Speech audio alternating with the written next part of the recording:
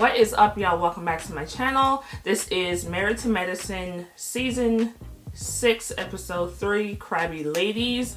And let me be clear, let me be honest, I honestly did not take notes. I don't know why. I just didn't take notes. I don't know. But I am going to go off of memory. I'm going to go off of what I remember. And the reason I didn't take notes is I was not going to review this episode. Honestly, I'm kind of just tired of doing 2 shows back to back because I still got Insecure to do. So I did not want to do it, but after tonight's episode, something in my spirit said do it, because there was a scene, there was a part that really spoke to me on a spiritual level, and I just wanted to talk about it. But we're gonna go through what I remember. So the episode starts out with Dr. Contessa and her husband, and he's coming home from Toya's party, and she was saying that when she got her father, he just looked like he lost a lot of weight, and he's always sleepy, like his eyes are just constantly closed, and she's thinking that there's something going on that he's not telling her. So her husband, I already forgot the man's name, Scott, he told her about the party, and he told her like Toya was talking shit and everything like that, and Contessa was not fazed. She said, you know, I'm dealing with stuff with my father and this and that, and I this was more important for me to handle than to go to her party, because Toya and Eugene celebrate mediocrity, which they gotta do. I mean, you pay your bills and you have a party to, you know, and create more debt for your party. It didn't make sense to me when they had the party last season, so didn't make sense to her either, and I can clearly understand. But Toya's in her feelings, she's mad about it, then just let Toya be mad. Alright, so then we get Toya and Eugene, and they are looking for another house. And when I saw this, I was like, it's like they're trying to repeat the cycle. Like, why are they looking for another house? They have a perfectly good house where they're at now. Why are they looking for another house? It's a 6-bedroom house, has an elevator, pool, all that stuff. Beautiful home. But, so Toya did something that I never thought Toya was going to do.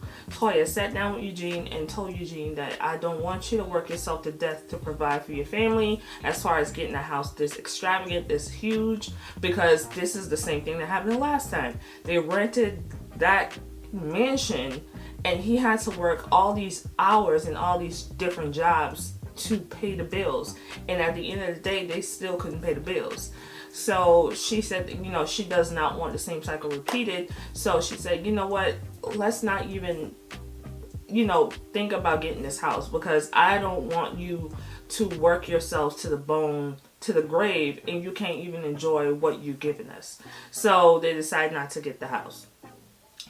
We had Heavenly and Jackie, and they went to do paintball, and apparently Quad was supposed to come, but Quad said she has something to do with the sister circle. And if you can see from episode 1 to episode 3, Quad has made the sister circle her excuse for why she can't hang out with the girls. So Quad and Jackie are talking. I wasn't paying attention, y'all. I was on the phone. So they had a conversation. I'm assuming because Quad didn't come, they went and played paintball. That was it. Alright, so we have Simone, and I might be going out of order now. So we have Simone and her son, and she is teaching him how to drive. I remember when this show started, and that boy was probably like, what, 7, 9, 8? Don't know kids' ages. But he was a child, and now he's learning to drive. And it reminded me of Riley from Housewives of Atlanta, because Riley, when Candy came on, Riley was like, what, 6? And now Riley is like 16. These kids are just growing. They're just growing before our very eyes. So Michael is learning how to drive. Simone is teaching him. They get into the house and they're talking about, Simone told him that, you know, her and Cecil are doing counseling, and how does he feel about that? And he said that he prefers them to try than to just give up, and he doesn't like that they never, once they were separated, it was like they couldn't stand to be in each other's presence, and it was never like that before. And divorce is hard on kids, and I understand that divorce is hard on kids, and I think sometimes kids don't realize that sometimes you just grow apart. They're just so used to mommy and daddy being together, that they don't realize that sometimes mommy and daddy need to be apart. So, but you know, divorce is hard, but sometimes some kids, if you show them that, okay, we're getting divorced, but that does not mean that we don't love you any different. We just our love for each other kind of shifted, but that doesn't mean that, you know, we don't love you just the same. So sometimes you have to talk to your kids.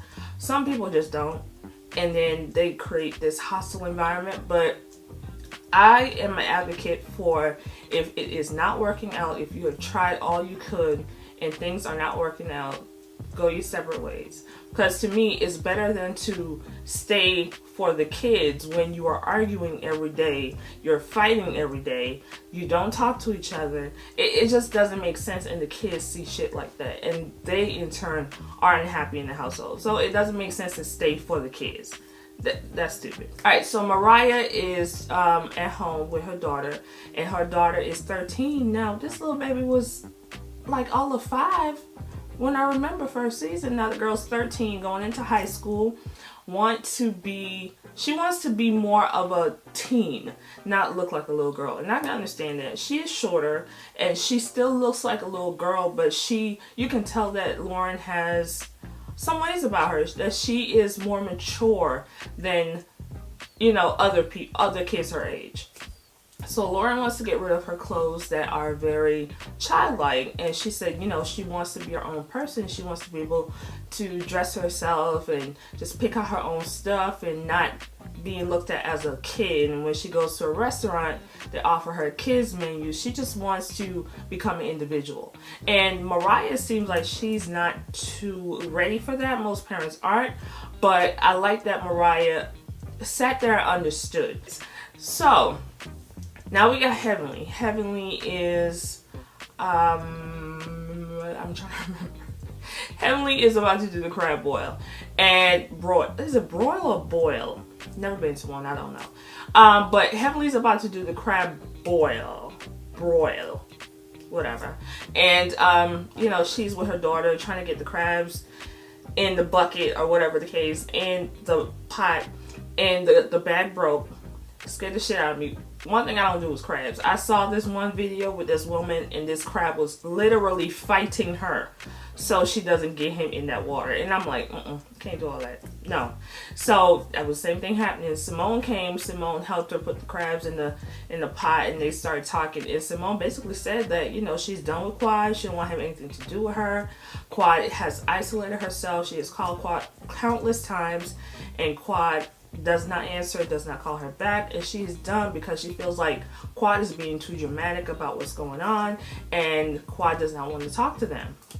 So all the ladies start to come. Contessa came, Mariah came, Toya came, and Contessa and Toya started. Contessa said that she heard there was some shit being talked about her at the party, and Toya was, you know, again saying that you should have called me, and Contessa said, I don't really have to do shit. And the fact that Contessa's husband went to the party, he was representing him and his wife. So it wasn't like nobody showed up and she didn't call. He came with a message saying Contessa couldn't come because her father. I think that would have been acceptable, but no, Toya does not feel that way. And Toya has the right to feel whatever way she want to feel. But at the same time, if I tell you, I got things to do, I got things to do. But, you know, that's just me. They start arguing a little bit. Contessa said that she ain't fucking with her. Toya said, whatever, bitch, I ain't fucking with you. That's my words, not theirs. But Contessa asked, did Quad get invited? Heavenly said she invited Quad. Quad then shows up. I was concerned, not even concerned, but I was wondering, why did Quad show up in the production van? Did the other lady show up in production vans? I don't know, but Quad clearly walked out of a production van. I don't know what that was about. Quad came, she hugged Contessa, she hugged Heavenly, but she tapped everybody on the shoulder. So there's some tension there. We can clearly see that. So Simone asking her, you know, what's up? Quad catches up, and Quad said, you know, I've been going through a lot, dealing with a lot, and then the argument started. And these ladies felt like Toya and Simone mostly Simone, because you know she get loud. They felt like Quad is shutting them out. Quad is not telling them what's going on with her, and Quad seems like the type of person that Quad is dramatic. Let's not pretend. Quad is very dramatic, but Quad is also the type of person that likes to internally deal with her stuff and doesn't really want to tell people stuff. And I am the same way, okay? I lost a friend because of that shit, alright? So this is the fucking reason I really wanted to talk about this show. So anyway, Simone said that, you know, they're going through some stuff too, but they're all friends and they need to talk about stuff. That is the thing I don't really care for. I don't understand why people are upset that you are not telling them your business. I don't subscribe to that. I understand that we're friends, but I feel like when I want to share with you or anybody else, that is my right to do so. If I don't want to, then I don't have to. But the fact that you are cussing her for not telling you her business is the problem that I do have. So Simone got all upset. She walked off. Quad got up. She walked off. She started crying. Heavenly ran after her. Contessa had to tell Heavenly, go after the girl. The girl is at your house. So they went outside, and Quad, you know, dramatic Quad, I'm going through this and nobody has reached out to me and concerned about how am I doing and everything like that. Contessa is hugging her, telling her, you know what, these are judgmental women and that's just how it is with these people, but you know, you should not have to be villainized for not telling your business, and I totally agree. And Heavenly was trying to comfort her and saying that we are all friends, but we just want to know what's going on with you. So Mariah comes out, hands Quad her purse. Now Mariah saw that, Toya saw that the purse was there, and Mariah jumped up because she wanted to be nosy. Let's not pretend. She wanted to be nosy. She went out to give Quad the purse. Quad told her to put the purse in the production van. Mariah was like, girl, take your purse. First of all, Quad, don't tell me to put no... I would have said the same thing and probably dropped the shit right there. Because I am not your lackey. I'm not going into a van to put your shit in there. No, take your purse right in front of me. So, at the same time, Quad was walking to go into the house because I think that's when one of her lashes came off. So, Mariah got offended because Quad was like, telling her to put it in the van, and when Mariah gave Quad the purse, Quad snatched it out of her hand. I saw it. So Quad and Mariah start arguing. Mariah told her, don't ever do that. Don't ever, I'm trying to be nice to you, don't act like that with me. And they start arguing, and then Mariah hit her. That's when I would probably have to punch the shit out of her. First of all, I understand we're having a discussion and you upset and I'm upset, but bitch, the one thing you're not gonna do is put your hands on me. Alright? So they start arguing even more. Quad went into the house.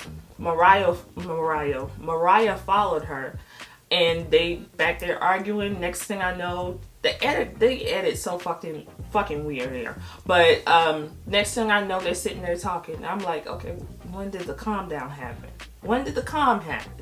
Y'all edit so weird. So Heavenly goes in there, and they're talking, and she was like, Quad, we're just trying to, you know, just trying to help you and just trying to help you get through stuff, and we're all going through things and everything like that. And Quad basically said that this is not a sisterhood. They're not friends. This is not a sisterhood to her because they all gang up on her. Heavenly got really upset about that because Heavenly, regardless of all the shit Heavenly do, Heavenly is very into her friends, and she is there for her friends, especially the ones that she like.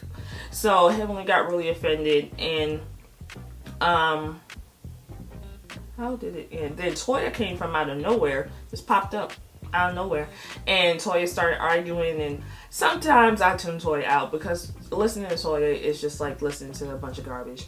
But yeah. That is what happened. But let me tell you a story about me. Alright, so I am kind of like Quad, not the dramatic type person, but I am when it comes to things that I'm dealing with, I kind of internalize it and I keep it to myself. I don't really have to tell anybody my business until I'm ready to tell. So I deal with depression. I deal with stuff internal stuff that I've been going through for a long time. And I had this friend. We were just newly friends. We weren't friends. We were friends like a year. So, you know, I'm going through, sometimes when I go through my stuff, I don't really like to talk to anybody. Like, I don't talk. I'd rather just deal with it on my own. When I get out my shit, then, you know, I'm my regular self. But sometimes I just go into just a isolated bubble, and I just don't really want to discuss or talk to anybody about anything. So me and this girl, we were cool, we were friends. She had gotten engaged. She got engaged a week before. She called me one day. I was driving home from work. I was going through my stuff, and I didn't answer the phone. I didn't, because I just didn't care. I said I care to talk. I said I'll call her back tomorrow. So the next day I called her. I didn't get her. So I was like, okay. So 2 days later I called her again. And she basically called me. I noticed the attitude on the phone. She called me a fake friend. And she said that I wasn't concerned about her wedding. And all kinds of crazy stuff. Now, I told her that I was, you know, dealing with some stuff. That's all I said. I was dealing with some stuff. And I didn't want to talk. I just didn't want to talk. But she called me a fake friend because I didn't answer the phone about her wedding when she just got engaged the week before. Her wedding was a year away. But, yeah, I just kind of felt like, wow, that is kind of fucked up. And I feel like I don't have to tell you what's going on with me as an excuse as to why I didn't do something. I feel like if I'm telling you I'm going through some stuff, she didn't even ask what I was going through. She was just concerned that I didn't know the new wedding date. So after that, I was like, oh, okay. I kind of see where this was leading, you know. But I was shocked that she didn't ask me, but I was not going to volunteer anything because it was probably going to sound to her like an excuse. But I just didn't talk to you like one day and I called you the next day. But she got so highly offended. And I feel like if you are going through things, you should be the one to relay that information. Like, don't force it out of me. This girl didn't force anything out of me. She really didn't care. But what I'm saying is, I don't like the fact that somebody feels like I have to give them my issues in order to make them feel better. That's basically what that is to me. But yeah, so I kind of understand where Quad is dramatic. I'm not gonna say she's not, but I don't like that they get upset with people because the person isn't telling their business. It's her business to tell, and when she's ready to tell it, she'll tell it. Don't try to force it, because if you try to force me to tell my business, I'm just gonna get upset because I don't feel like I tell you when I'm ready to tell you.